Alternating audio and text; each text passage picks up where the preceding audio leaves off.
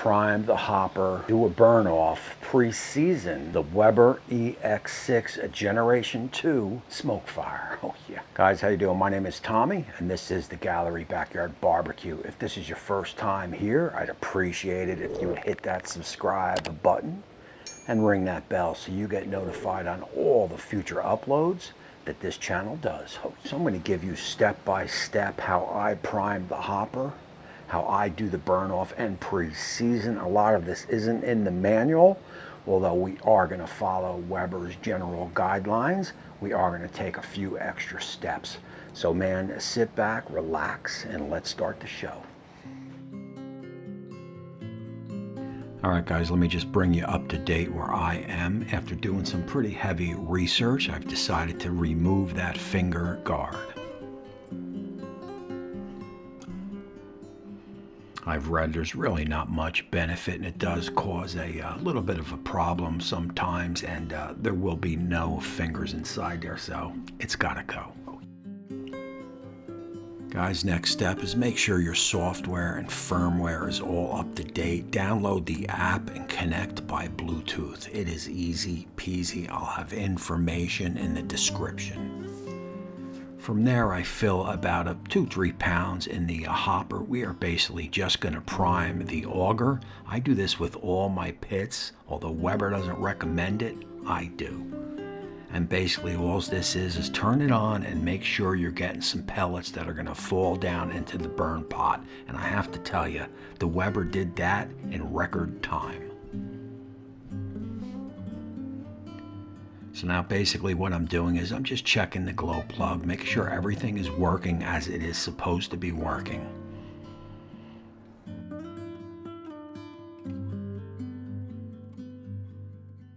Just make sure everything is lined up, everything is free falling, and everything is good to go.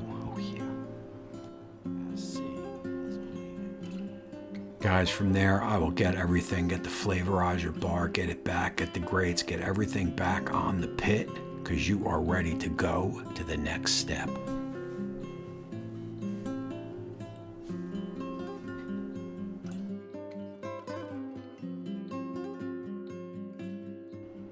And here basically what we're going to do is basically start where Weber wants you to start. Once that smoke dissipates a little bit, you can close the hood. We are at anywhere between 300 and 400 Fahrenheit. You are just going to let this puppy run for about a good half hour, 40 minutes or so.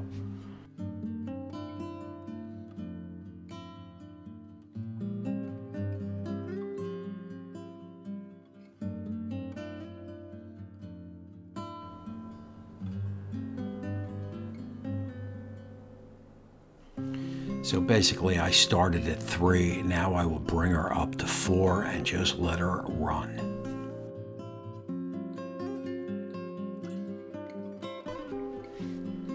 Guys, look, because I have the time, I'm going to take my Weber iGrill 2, my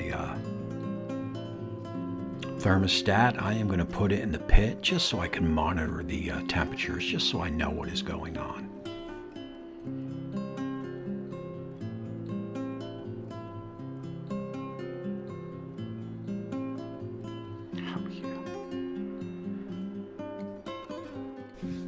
So guys, basically in a nutshell, we went 400, 450 Fahrenheit and ran it for 45 minutes. All right, guys, look, that went off pretty much without a hitch.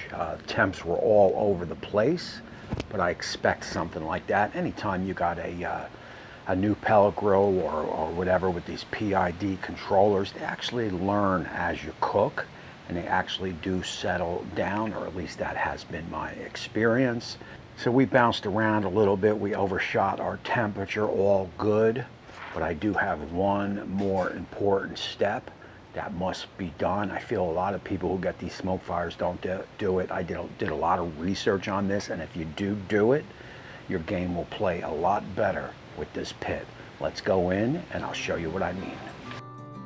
All right, guys, look, the next 2 steps, one of them being critical to a successful smoke fire. The other one is just what I do, and that is basically just spray the unit down with with vegetable oil. We are still warm to the touch.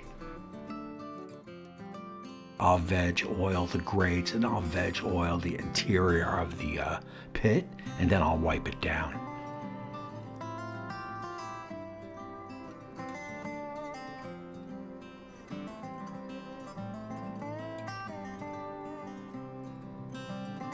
I've done this on every pit I owned, and I'm not going to change now. Again, you don't have to take this step, but I do, and it definitely can't hurt.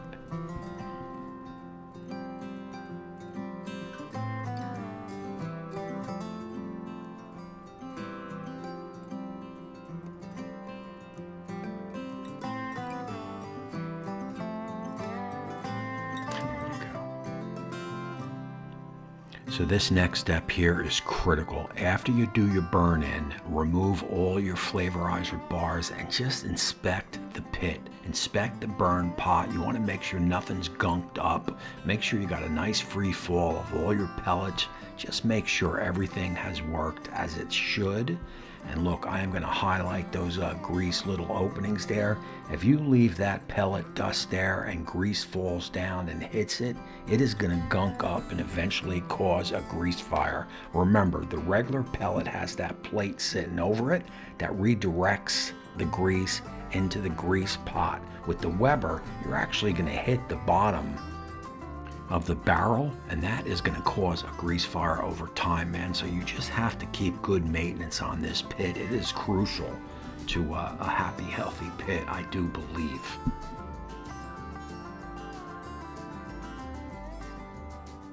Now, once you dump everything into those holes right there, just pull out the ash catcher and clean it out. Simple. Guys, look, I'm going to take this into some closing thoughts. Hit that subscribe button and ring that bell so you get notified every time I do a future upload. All right, guys, look, that is it. That's going to conclude this here. It's that last step that's key, because you're going to see if you installed something wrong or something's going on, maybe some pellets spilled out on the side.